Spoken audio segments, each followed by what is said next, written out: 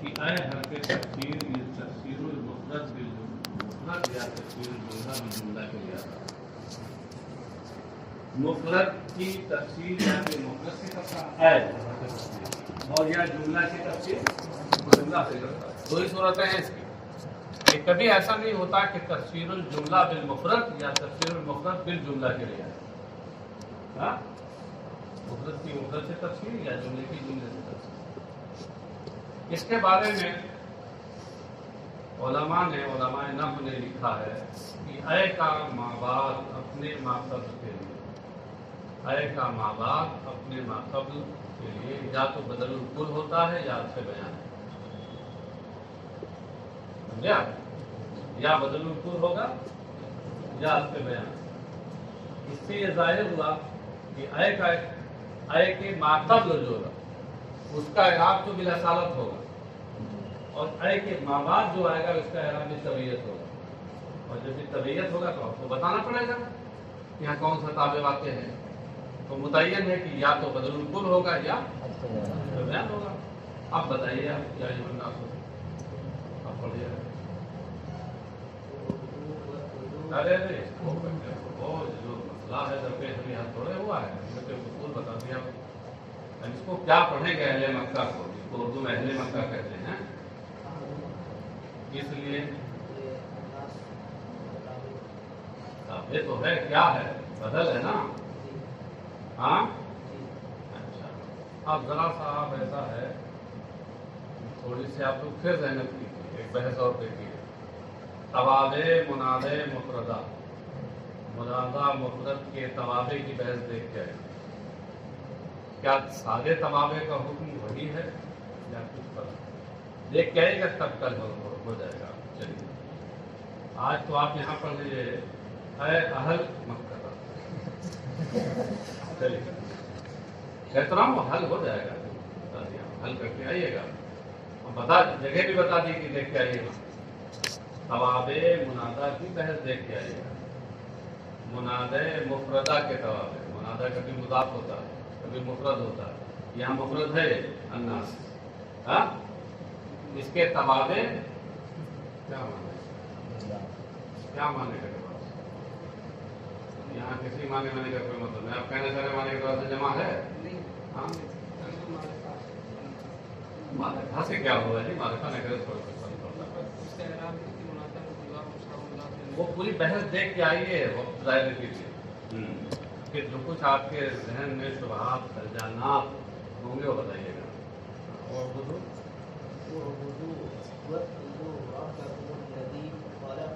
یہ بہت قاعدے سے کیا ہے کہ کیونکہ پوری کتاب میں یہی چلے گی. اے کہ ماں باپ ماں پر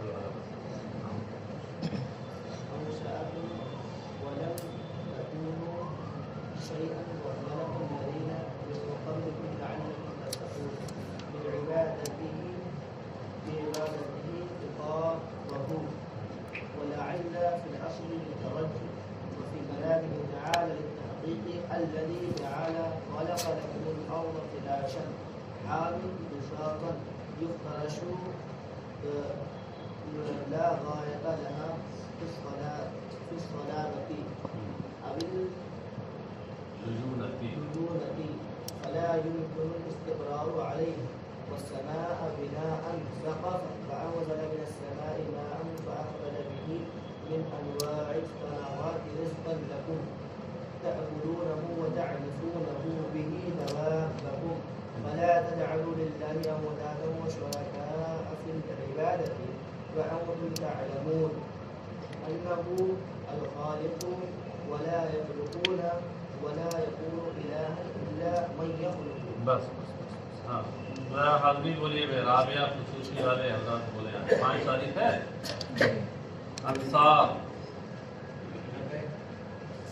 انصار علی ایم پی ادھر ہے بھائی.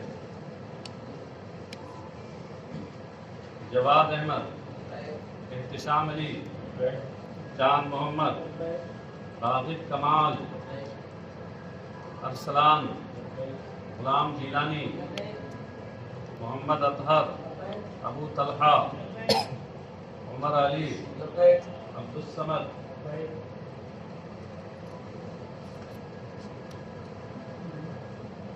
محمد امجد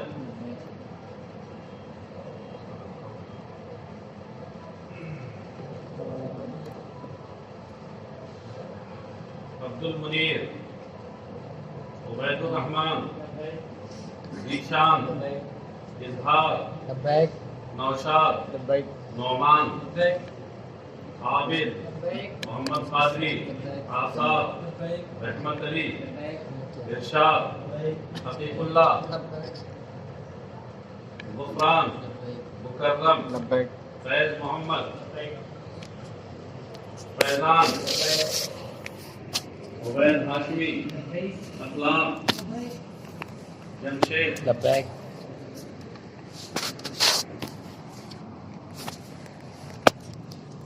محمود ناصر حسین ارشاد سلام الدین غلام مصطفیٰ عرفان ریاض الدین حیدر علی تبریز عالم احمد رضا سبحان احمد آسمی محفوظ اعجاز انصاری تحسین احمد اعجاز رضا مشاہد فیضان نہال ممتاز الہ آباد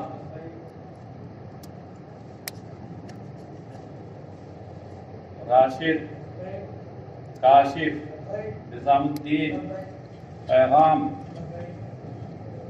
اسرار امجد قاضی حسن رضا محمد سرور ارشاد ستین سہیل مدثر حسین محسن رضا کیف رضا سرتاج تاج الدین گلفراز احمد علی ثاقب ناصر حسین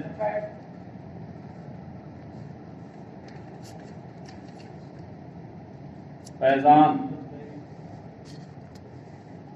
معراج الدین مسعود چاند رضا آفتاب احمد رضا اطہر رضا نور الدین اسجد ارمان سہیل عاصم عبد المنان واحد رضا حامد عظیم الشان شعیب رضا عبد المبین لبیک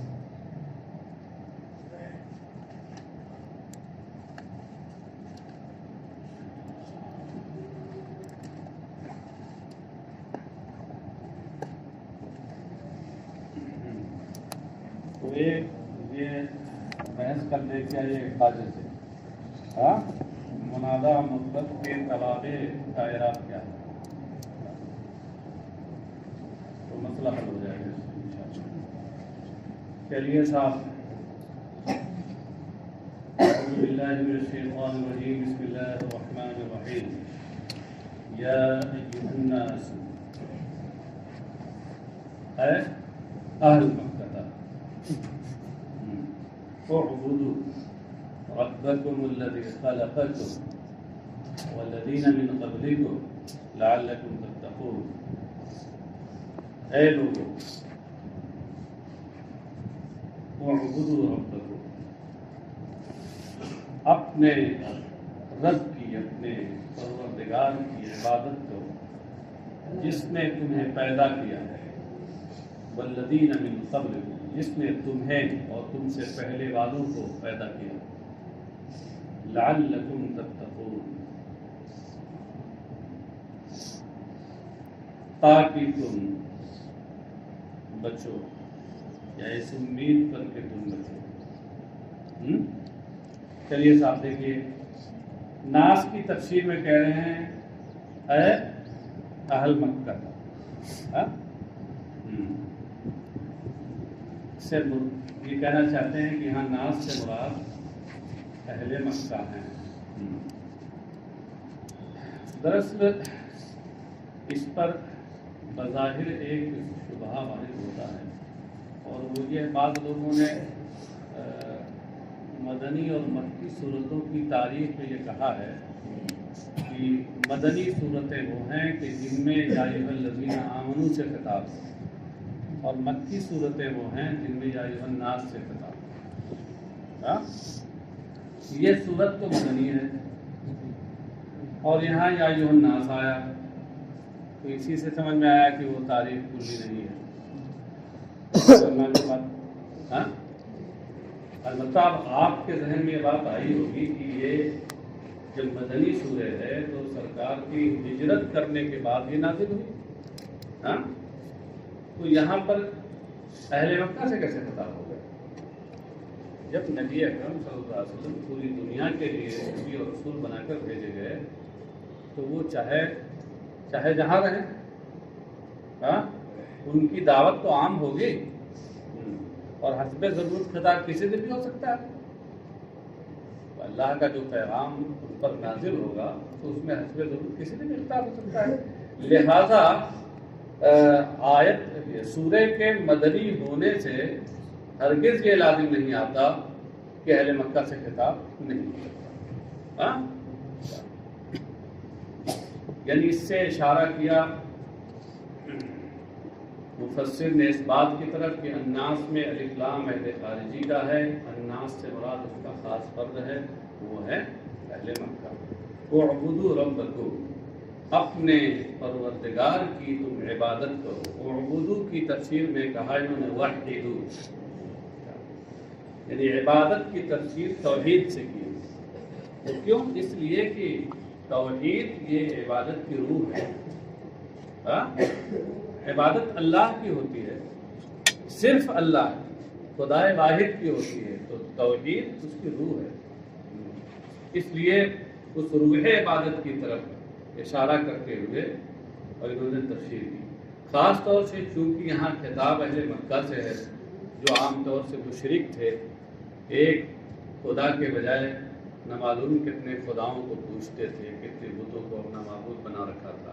اس لیے اور خاص اشارہ کیا یہاں کہ یہاں اس اعبدوا میں عبادت سے مراد وہ عبادت ہے جس کی اصل روح توحید ہے، ہاں؟ اور ظاہر سی بات ہے کہ توحید کے بغیر تو عبادت ہی نہیں، یا تو اس کے اندر شرک جلی ہوگا اور یا شرک خفی ہوگا۔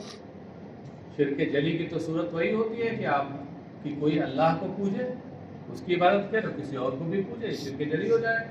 اور شرک خفی کی صورت یہ ہوگی کہ اللہ کی عبادت تو کرے لیکن دوسروں کی دکھاوے کے لیے کرے، دوسروں کو دکھانا چاہ رہا ہے، دکھانا چاہیے اللہ کو تو دوسروں کو دکھا رہا ہے، اس کا مطلب دوسروں کو بھی شریک کر رہا ہے اس میں۔ اس لیے ریا کو شرک خفی کہا گیا، ہاں؟ اچھا صاحب، خلقکم، جس نے تمہیں اور تم سے پہلے والوں کو کی تخلیق کی۔ خلق کا مطلب کیا ہوتا ہے؟ تفسیر کیا ہو، انشأکم ولم تکونوا شیئا، ہاں؟ اس سے اشارہ کیا اس بات کی طرف کہ خلق کا مفہوم عموماً یہ ہوتا ہے معدوم کو موجود کرنا، عدم سے وجود میں لانا، یہ ہے اصل خلق۔ تو خالق وہی ہوگا جو عدم سے وجود میں لائے کسی کو۔ خلقکم یعنی انشأکم ولم تکونوا شیئا، تمہیں اس وقت وجود بخشا جبکہ تم معدوم تھے، لم تکونوا شیئا، تم کچھ تھے ہی نہیں۔ شیئن کا معنی کیا ہے؟ شیء عندنا هو الموجود، شیء ہمارے نزدیک موجود ہے، تو لم تکونوا شیئا کا مطلب کیا ہوا؟ لم تکونوا موجودین، عدم سے وجود بخشا۔ وَخَلَقَ الَّذِي مِن قَبْلِكُمْ، الَّذِينَ مِن قَبْلِكُمْ سے پہلے خلقہ نکالا، اس سے اس بات کی جانب اشارہ کیا کہ الَّذِينَ مِن قَبْلِكُمْ کا عطف الَّذِي خَلَقَكُمْ پہ ہے، سمجھے؟ یہ اشارہ کیسے ہوا؟ اس طرح اشارہ ہوا کہ معطوف علیہ کا تعلق جن چیزوں سے ہوتا ہے، معطوف کا تعلق بھی حرف عطف کے واسطے سے ان چیزوں سے ہوتا ہے، ہاں؟ تو جیسے الذی خلقکم اس کا نہیں ہے الذی خلقکم میں جو کم ہے کم اس پر ارتھ ہے نا، ہاں تو کم کا تعلق خلقہ سے ہے، تو الذین من قبلکم یہ جو اس پر کم پر معطوف ہے اس کا بھی تعلق خلقہ سے ہوا. بات سمجھے؟ جیسے جانی زید و عمرو و خالد، تو یہاں زید جو معطوف علیہ ہے اس کا تعلق جانی سے ہوا، تو پھر جو اس کے بعد معطوفات ہیں ان کا تعلق بھی تو اس سے ہوگا. بس فرق اتنا ہوگا کہ معطوف علیہ کا تعلق بغیر واسطے حرف جر کے ہے اور معطوفات کا تعلق بواسطے حرف جر ہے، باقی متعلق وہ بھی ہوں گے. یہ جگہ جگہ اس طرح بتائیں گے، جہاں بتائیں گے وہاں وہی اشارہ ہوگا کہ اس کا اس پہ اثر ہے.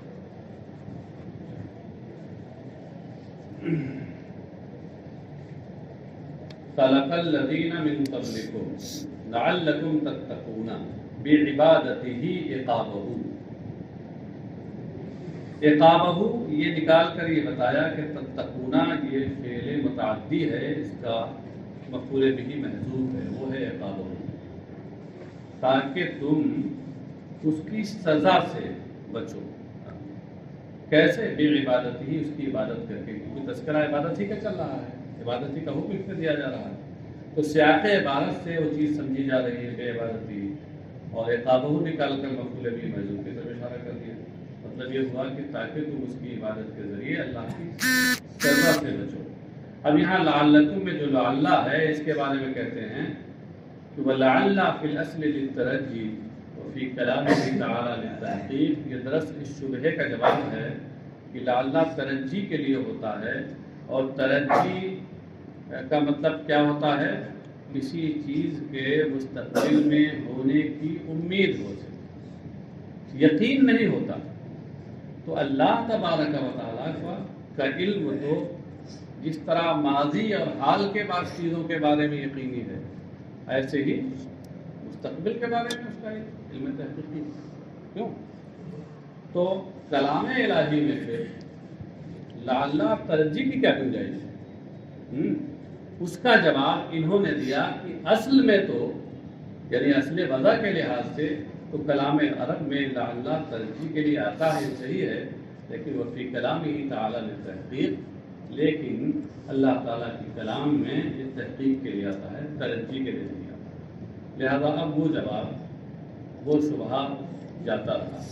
اور یہ بات جو انہوں نے یہاں لکھی ہے سمجھے، تو یہ سید المفسرین حضرت عبداللہ ابن عباس سے منقول بھی ہے، لیکن اس کو خیال رکھیں کہ یہ بات کلیہ نہیں ہے، اکثریہ کہہ سکتے ہیں، کلیہ نہیں. اسی لیے بعض لوگوں نے اس کا دوسرا جواب دیا کہ ہے یہ لعل یہاں ترجیحی کے لیے، مگر یہ ترجیح خالق کی طرف دیکھتے ہوئے نہیں ہے، بلکہ اس لعل کا جس سے تعلق ہے اس کے جو مخاطب ہیں ان کی طرف دیکھتے ہوئے. لعلکم، اعلیٰ حضرت کے ترجمے میں غور کیجئے، اسی مفہوم کی طرف اشارہ ہے. کہتے ہیں اس امید پر کہ تم پرہیزگاری پاؤ، اس امید پر. تو یہ امید اللہ کی طرف کے لیے نہیں ہے، تمہارے لیے. بات سمجھ گئے؟ اور بعض لوگوں نے کہا کہ لعل جہاں بھی کلام الہی میں آیا ہے وہ وہاں سببیت کے لیے، تو ایسی جگہ وہ ترجمہ کرتے ہیں لعلکم تتقون، یعنی تاکہ تم لوگ بچو، تقوی اور پرہیزگاری اختیار. الذی جعل لکم الارض فراشا والسماء بناء. وہ جس نے تمہارے لیے زمین کو پیدا کیا فراشن، بچھونے کے طور پر. جعل کی تفسیر کی خلقہ سے. اس سے پہلے ایک بار میں بتا چکا ہوں کہ جعل کبھی جعل مرکب ہوتا ہے اور کبھی جعل بسیط ہوتا ہے. جعل بسیط جو ہوتا ہے متعدی بیک مفعول ہوتا ہے، ایک ہی مفعول کے طرف متعدی ہوتا ہے، یہ خلقہ کے معنی میں ہوتا ہے. اور جو جعل مرکب ہوتا ہے وہ متعدی بدو مفعول ہوتا ہے، دو مفعولوں کو وہ منصوب کرتا ہے. وہ سیرہ کے معنی میں ہوتا ہے، افعال تسییر و تحویل میں سے ہوتا ہے، سیرہ و حولہ کے معنی میں. بات سمجھے؟ یہاں انہوں نے کہا جعل خلقہ، کیا اشارہ کیا؟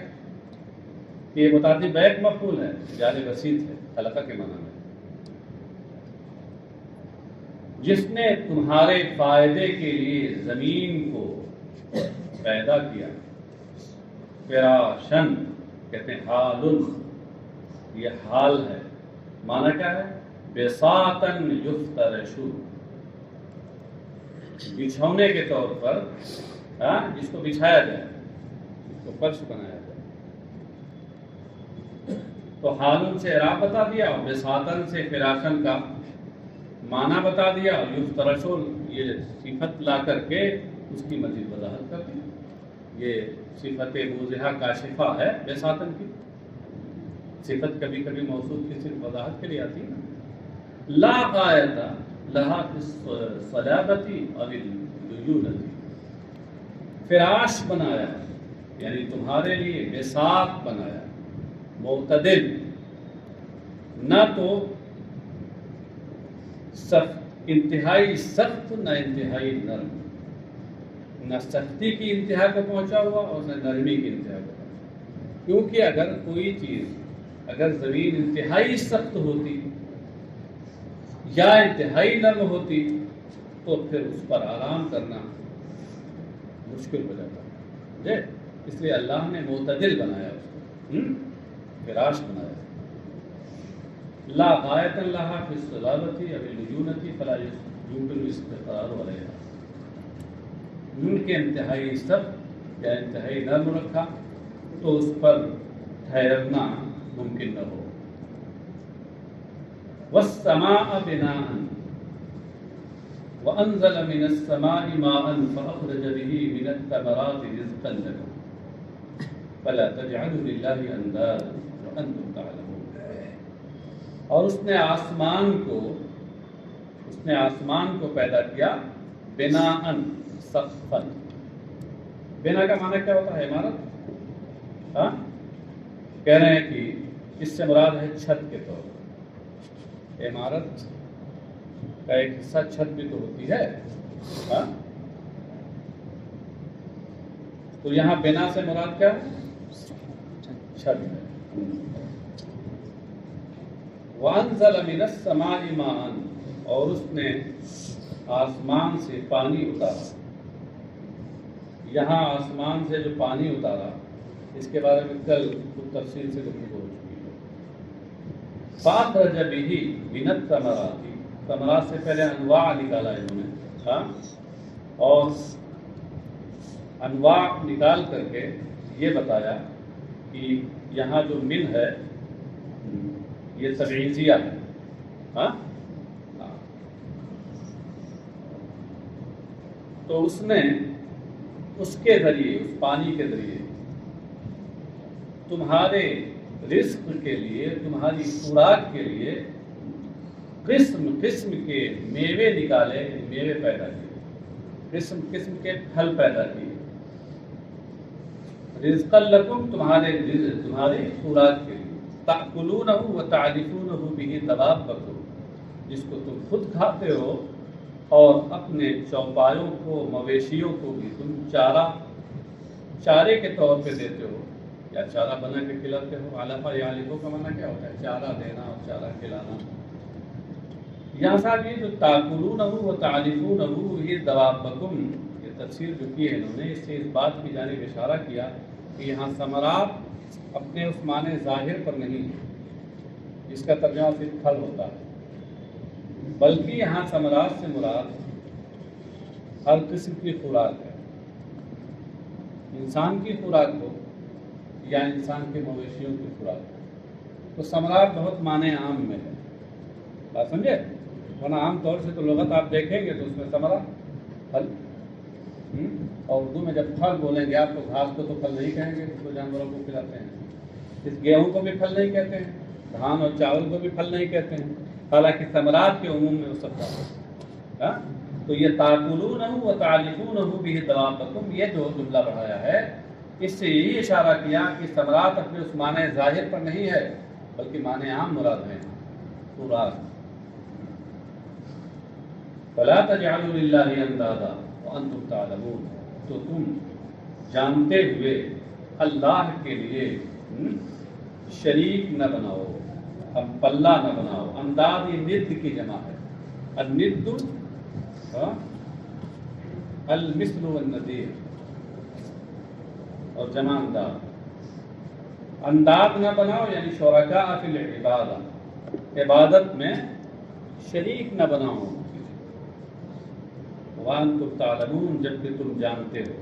تعلمون کے بعد کہتے ہیں انہ الخالق، اشارہ کیا اس بات کی طرف کہ تعلمون فعل متعدی ہے اور اس کا مفعول بھی محذوف ہے، یعنی انتم تعلمون انہ الخالق، جبکہ تم یہ جانتے ہو کہ وہی خالق ہے، وہی خلق اسی کا کام ہے، کسی اور کا نہیں۔ ولا یخلقون، وہی خالق ہے، اور یہ بت، یہ جن کو تم عبادت میں شریک بنا رہے ہو، یہ خالق نہیں ہیں۔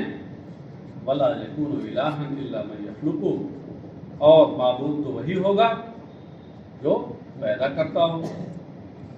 اصل میں وہ پہلے والا جو تھا کہ ولا تجعلوا للہ اندادا وانتم تعلمون انہ الخالق، تو انہ الخالق ولا یخلق یہ ہے صغرا، ولا یکون الہا الا من یخلق یہ ہے کبرا۔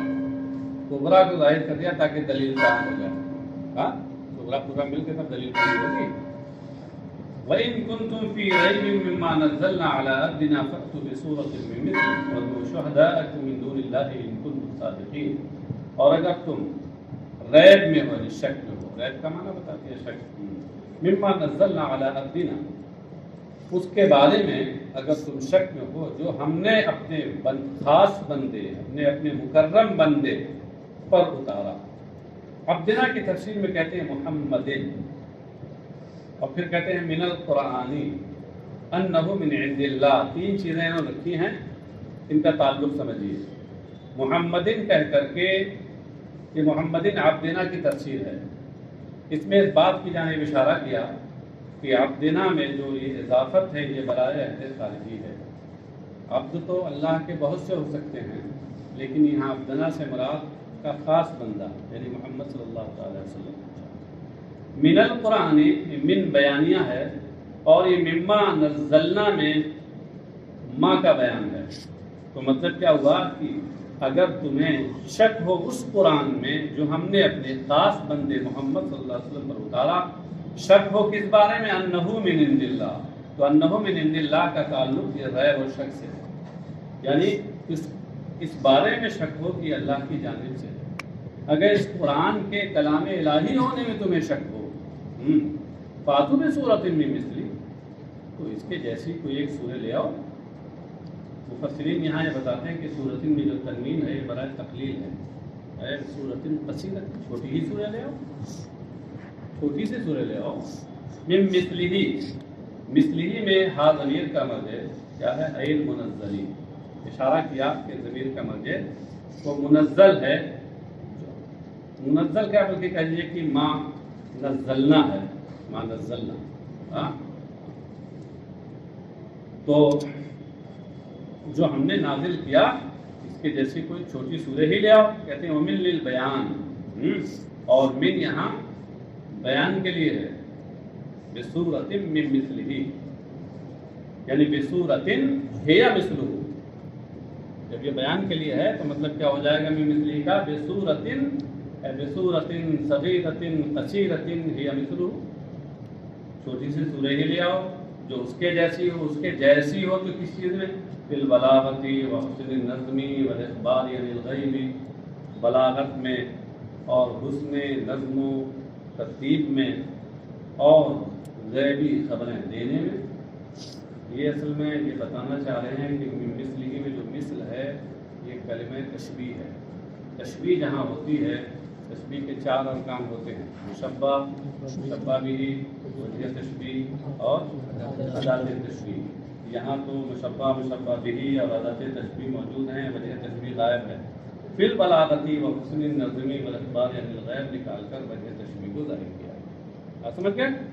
اچھا بس اب یہاں سورت ہے، سورت کسے کہتے ہیں؟ سورۃ قطعۃ لہا اول و آخر و اقلها ثلاث آیات۔ سورہ یہ ایک قرآن کے حصے کا نام ہے جس کا اول اور آخر ہوتا ہے، اور اس کی کم سے کم 3 آیتیں اس میں ہوتی ہیں سورہ کی، ہاں؟ اور بعض لوگوں نے اس میں ایک اور قید پڑھائی ہے کہ اس کا ایک خاص نام بھی ہوتا ہے، ٹھیک ہے؟ یہ خاص نام، یہ قید بھی بڑھانا ضروری ہے۔ وَدُعُوا شُهَدَاءَكُم مِّن دُونِ اللَّهِ، اور تم اپنے حمایتیوں کو، شہداء یہ شہید بے معنی شاہد کی جمع ہے، اس کا معنی گواہ بھی ہوتا ہے، عوام و انصار حمایتی بھی ہوتا ہے، یہاں وہی معنی ہے۔ اپنے تم حمایتیوں کو بلا لو، اور ان حمایتیوں سے مراد کون ہے؟ آلہتکم التی تعبدونہا من دون اللہ، اپنے ان معبودوں کو جن کو تم حامی سمجھتے ہو، کیونکہ یہ بت پرست ان کا خیال اور عقیدہ یہ تھا کہ یہ ہمارے معبود ہماری حمایت کریں گے، جب کوئی پریشانی آئے گی تو اس میں یہ ہمارے معین و مددگار بنیں گے۔ اللہ ان کو چیلنج کر رہا ہے کہ تم اپنے ان معبودوں اور حمایتیوں کو بلا لو جن کی تم پرستش کرتے ہو، من دون اللہ غیر ہی۔ اس سے اشارہ کیا کہ دونا غیرہ کے معنی میں ہے، کیونکہ دونا کا لفظ ایسا ہے کہ مختلف معنی دیتا ہے۔ یہ عموماً تو ازداد میں سے ہوتا ہے، کبھی امامہ کے معنی میں، کبھی تختہ کے معنی میں، کبھی فوقہ کے معنی میں ہے، اور کبھی طلحہ کے معنی میں، اس طریقے سے آتا ہے، اور غیرہ کے معنی میں بھی آتا ہے، یہاں غیرہ کے معنی میں ہے۔ تو اللہ کے علاوہ ان کو اپنے حمایتیوں کو بلا لو، لتعینکم، تاکہ تمہاری مدد کریں، ان کو تم صادقین، اگر تم سچے ہو، اس میں سچے ہو، اور اپنے اسی دعوے میں کہ ان محمد قالہ من عند نفسہ، کہ محمد نے اپنی طرف سے یہ کلام کہا ہے، اللہ کا کلام نہیں ہے۔ فَافْعَلُوا ذَلِكَ، تو تم اسے کرو، فَإِنَّكُمْ عَرَبِيُّونَ فَصَحَاءُ مِثْلُهُ، اس لیے کہ تم لوگ بھی انہی کی طرح عربی ہو اور فصیح ہو۔ فَافْعَلُوا ذَلِكَ، یہ نکال کر اشارہ کیا کہ ان کنتم صادقین میں ان کی جزا یہاں محذوف ہے، وہ ہے فَافْعَلُوا ذَلِكَ۔ ہاں، اوپر دیکھیں، ان کنتم فی ریب مما نزلنا علی عبدنا، یہ ایک شرط ہے جس کی جزا ہے فاتوا بصورۃ من مثلہ، لیکن یہ دوسری جو شرط آئی ان کنتم صادقین، اس کی جزا کلام میں نہیں ہے، تو وہ محذوف ہے، وہ کیا ہے؟ فَافْعَلُوا ذَلِكَ نکالا۔ وَلَمَّا عَجَزُوا عَنْ ذَلِكَ قَالَ تَعَالَىٰ، اور جب اس سے وہ عاجز رہے تو اللہ تعالیٰ کا ارشاد ہوا فَإِن لَّمْ تَفْعَلُوا مَا ذُكِرَ لِعِلْمِكُمْ وَلَن تَفْعَلُوا ذَلِكَ أَبَدًا لِظُهُورِ إِعْجَازِهِ فَاتَّقُوا النَّارَ الَّتِي وَقُودُهَا النَّاسُ وَالْحِجَارَةُ،